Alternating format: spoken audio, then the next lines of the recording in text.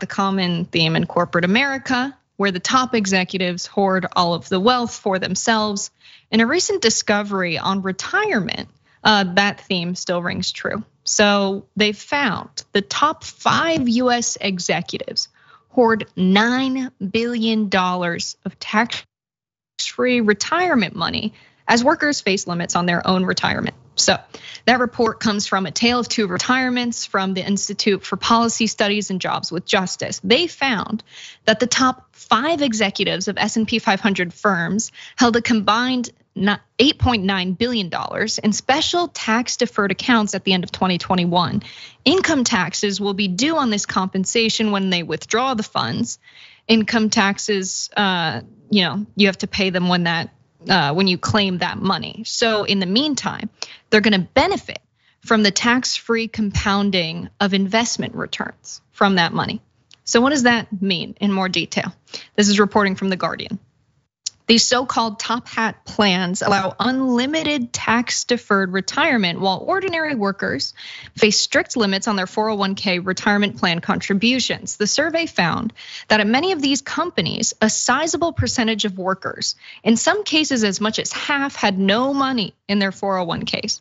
So let's talk about who some of these top executives are. Let's name some of the bosses. So Doug McMillon, not surprising, CEO of Walmart. Thomas Pritzker, billionaire chair of Hyatt Hotels, Craig Minar, Home Depot chair, and Paul Seville, chair of NVR.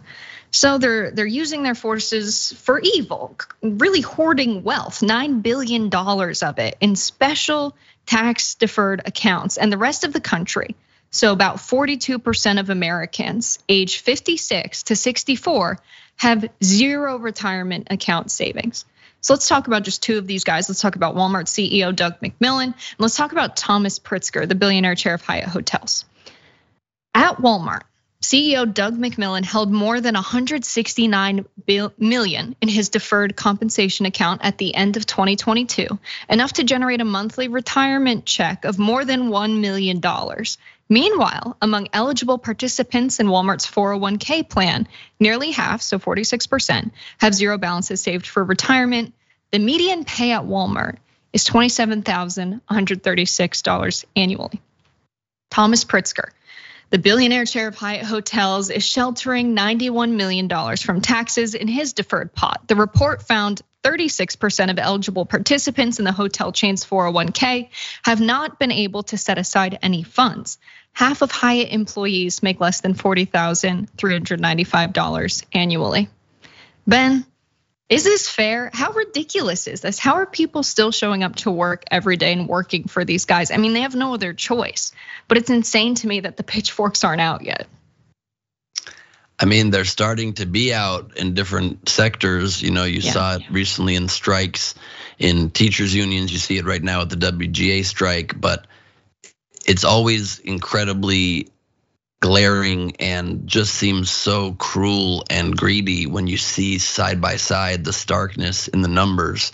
And I don't ever understand why the people who are in charge of these companies, especially when it comes out in public scrutiny, under public scrutiny, that they make 1,500 times their employees, or their employees don't have the ability to save $1 for retirement. They don't say, hey, guess what? I'm cool with making just 500 times what you guys make, and let's take the other many tens of billions of dollars and distribute that among the workers and add $5,000-$10,000 to each of my employees' salaries, which would significantly change their lives, and they'd be a hero, and it would just be the right thing to do, and they would still be multi-millionaires. I don't understand it.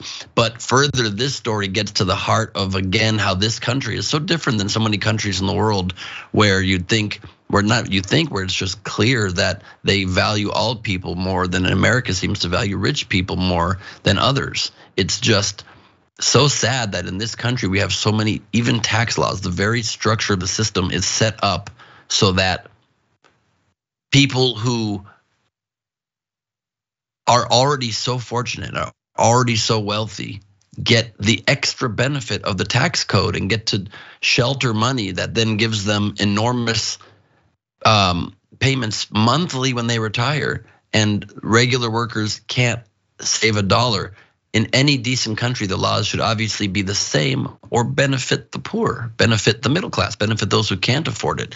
And the fact that our country is set up this way, it almost makes you feel like we were founded by a bunch of rich white slave owning dudes wearing ridiculous wigs. It's almost as though that's the point of view they came from, is like, let's make sure we can set ourselves up good. The folks in the wigs didn't consider that people would have to toil for the entirety of their lives only to have to keep working into retirement age. And these folks that don't have money in their 401k accounts, they have to retire on Social Security. And that's in jeopardy right now because Republicans want to hold the country hostage.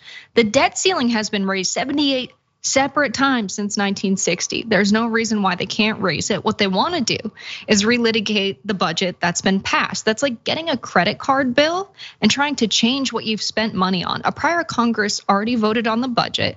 We've raised the debt ceiling under Donald Trump without a fuss. What they're really trying to do is use their current political power for a political agenda. And what's at stake? People getting their Social Security checks. People who are retired will have no money to buy food and keep their housing. Even Janet Yellen was quoted saying, there are two things on the chopping block if the debt ceiling is not raised. Can you guess what one of them is? Let's watch. And if Congress fails to do that, it really impairs our credit rating. We have to default on some obligation, whether it's treasuries or payments to Social Security recipients. That's something America hasn't done since 1789. All right, so our defense spending, the checks are gonna clear for war before the checks clear for people who are retired. That is ridiculous. That's a statement on our moral priorities as a nation. It's also unconstitutional for the Fed, for the Treasury to make budgetary decisions. That's in the hands of Congress, what gets funded and what doesn't get funded.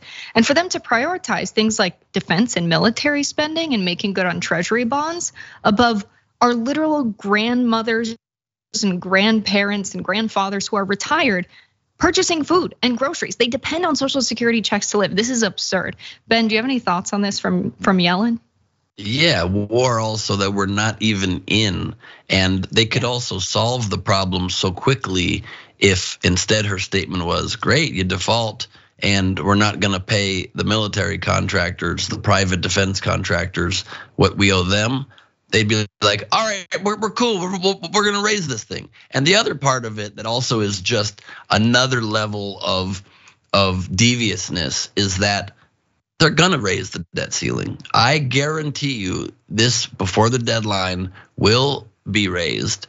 And it's just drama that they create every couple of years to keep us again in any way they can distracted from what their real job should be, which is legislating things that can help improve the lives of everyday Americans. They get this debt ceiling fight and they're like, great. Kevin McCarthy's like, I get to be on TV for a couple weeks. I get to create some drama and we get to do nothing to help people. It's a real flawless system if you're an Yeah, absolutely ridiculous. Absolutely ridiculous. My audio might have cut out in the middle of that word, hopefully. I got you, Ben. Yeah, and the craziest part about all of this is defaulting is not necessary. The US government creates the dollars. We don't need to borrow them or get them from anywhere else. There's no reason we should default. Warren Buffett has said we should have like a AAA credit rating because we can make good on all of our obligations every single time. They're defaulting on purpose. And not only are they making these weird prioritizations of certain things over others, picking things like, oh, we're gonna leave the defense spending as it is, but we're gonna cut SNAP benefits and food, while the Federal Reserve's priority right now is to make more people unemployed. So they wanna cut spending on food stamps and make it so that you have to be working at least 20 hours a week in order to receive them, while they're intentionally making people unemployed. So they're gonna make you lose your job and then make you lose your ability to eat.